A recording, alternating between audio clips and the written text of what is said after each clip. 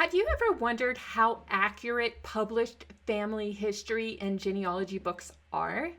Today, we're going to evaluate those compiled genealogy sources to find out if the book that you're trying to use is reputable, reliable, or just full of junk. Howdy, I'm Devin Noel Lee, and welcome to Family History Fanatics, where I love helping you answer questions like this one sent in from a viewer.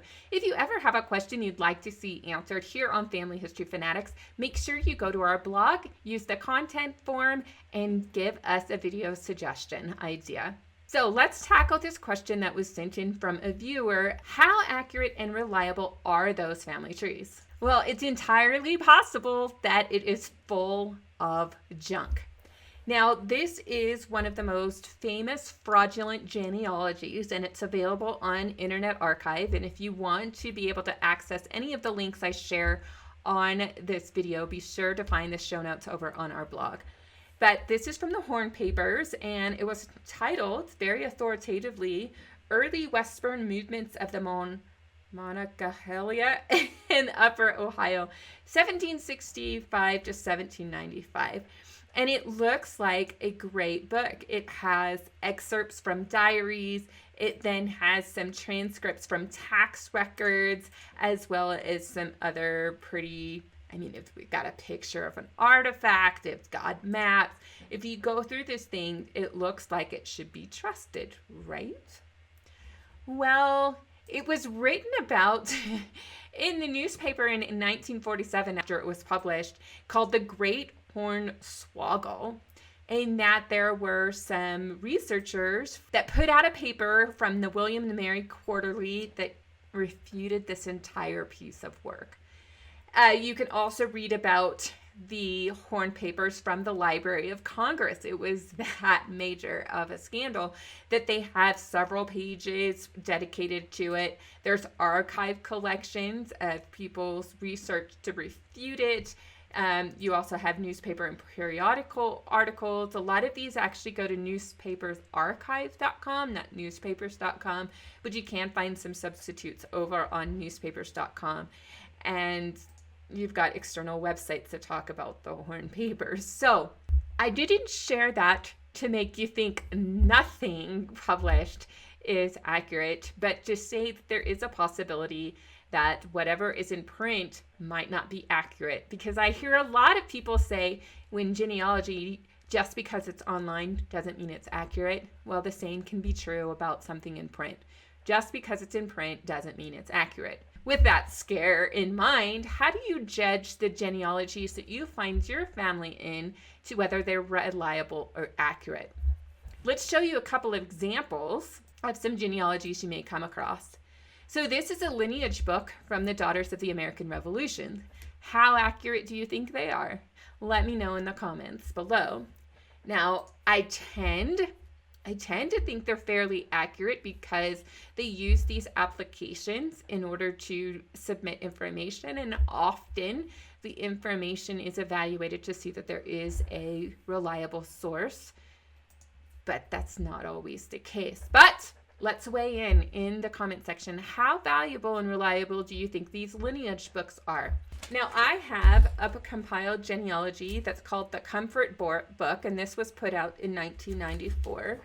And the front material is a little bit about the history of the Comfort reunion that began in 1894. And what's really fun about this book is it talked about how for the 100th anniversary of the Comfort family reunion in Canada, a number of dignitaries were invited. They invited Queen Elizabeth II, the Governor General Ray, I can't say his name, Prime Minister Jean Cretin, Lieutenant Governor Hal Jackman, and the list goes on.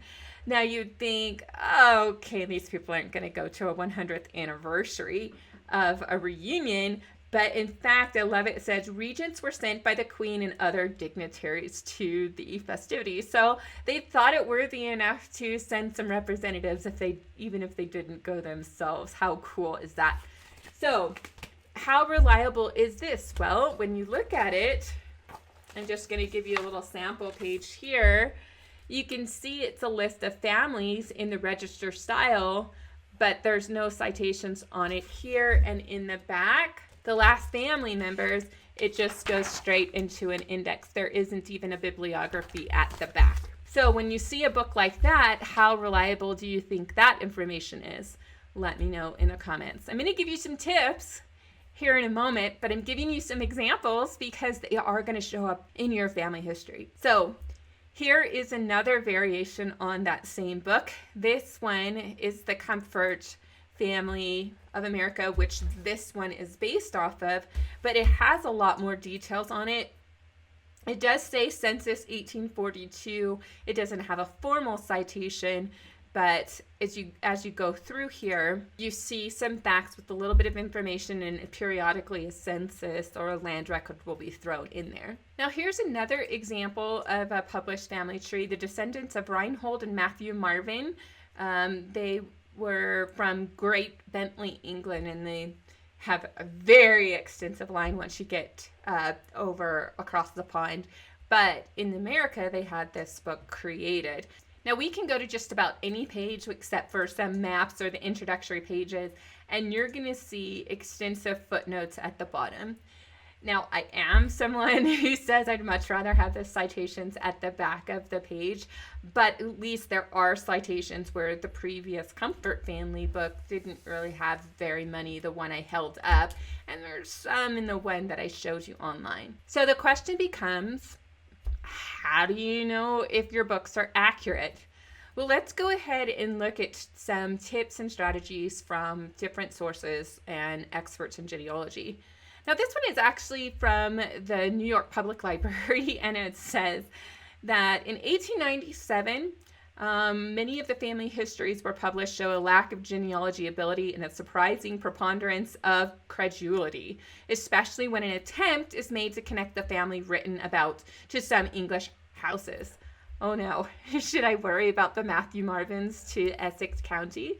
In the article called Finding and Using Published Genealogies from Genealogy.com, one of the tips was to look for evaluations and reviews of those early records that were published in the National Genealogical Society Quarterly, the American Genealogist, or the Federation of Genealogy Societies. That was a tip I never thought of. I don't know if any of you have tried that one out with any success. Let me know in the comments below. But the other recommendation is if there are citations included in your book, even if they're very minimal, like the one in the Comforts where it's just a census in 1871, go through and review those records. See if they actually can be found. If they can't be found, why can't they be found? Did they not exist to begin with? And if they can't be found, do they say what the published genealogists say they say? I like that. I've done that a lot with the Comforts, Families in America. I've done that with the Reinhold and Matthew Marvin book, and there are a number of other ones that I've consulted. Whenever they have a citation, I go and double check, and so far, for the most part, they have been proven to be accurate. So make sure you look for the ones that have citation because they can really help you out. The next tips come from Legacy Tree Genealogist, and if you click a link in the description box to their website, you can get a discount on some of their services just for being our fan and using that link. Let me tell you about the tips that I liked from this article. The first one is, how well is the story documented? So not only do you want to look at their citations, but see if you can find other documentation of those stories. So I've been working on the case of Luther Titus, a pioneer to Los Angeles County, California. Almost said Los Alamos. In any case, he is not only fairly well documented in published and compiled genealogies, but he's also well documented in a lot of resources, land records, census records, newspaper articles, and the like. There's a lot to find out about him. So when you are looking at your published genealogies and you pick an ancestor, see if that's the only time you see that relative, And if it is, it's a red flag. It doesn't mean it's completely false, but it is a red flag. And then when you see somebody in a genealogy that has additional external records, even if it's not named in that history, then you know you're on something and you're just using it as a springboard. The next thing to try to determine is who provided the information originally to the person that was compiling the research. Let me show you over on the Comforts Family of America. Now, I highly recommend that you read the foreword to any of your books if they have them. This one started to tell you how the Comfort Book project came to be, who supplied some of these original records and when. And there's also mention that, yes, they did consult letters, there were diaries, there were Bibles, there were census records, there were land records. And they did discuss sometimes when, I like this one where it says, Veronica may well and did puzzling appear as Veronica in different records because of people's handwriting. So they explained how they came about using their sources. Well, one of the things that highlighted it really well in this book and why they don't have lots of citations. We're not attempting a formal genealogy. We have given little space to the citation of sources of our information or to our proof of our statement. We have preferred to give our space to genealogically unimportant but personally interesting or revealing bits about members of the family when they are available. So that is telling you right there how you should judge this book. Trust but verify. They're going to include things, census records and so on as they deem fit, where the Marvin one definitely wanted to prove everything because they were tying into an English family that is part of the aristocracy, and so they did want people to be able to trust that lineage just in case something came out. I think there was an inheritance associated one time, and so it did definitely have to have a lot of citations in order to make that connection. And the other tip that I really like is they recommended you analyze the historical context. Does it make sense within the historical context of the time? And this kind of brings me back to my infamous Charles Gordon, who's always connected to Nathaniel Charles Gordon. Charles Gordon is always in Pennsylvania. Nathaniel is almost always in North Carolina and sometimes in South Carolina because of the border.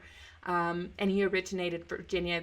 The time of the era and the timeline doesn't make sense that he and his wife would have hopped up to Pennsylvania and come back necessarily. But the big kicker was when 3 kids were born in the same year to the same woman in 3 different states. But most importantly, all of the published genealogies, just like all online trees, are subject to interpretation and new evidence coming to life that overturns your previously discovered research. If you haven't watched the Family History Fanatics extra members only video about what do you do when research overturns your previously discovered conclusion, I highly recommend that you check that out. There will be a link in the description below, but you have to be a channel member in order to watch it. So long and the short of it, how reliable are they? They're only as reliable as the research upon which they are based, and it's going to be up to you to further investigate it before you accept it whole cloth. If you're ready for more tips and tricks on how to be a better genealogist, make sure you check out this playlist right there. And if you're ready for our latest video, check out the one right here. So this question still remained with, oh, wait. Where is my,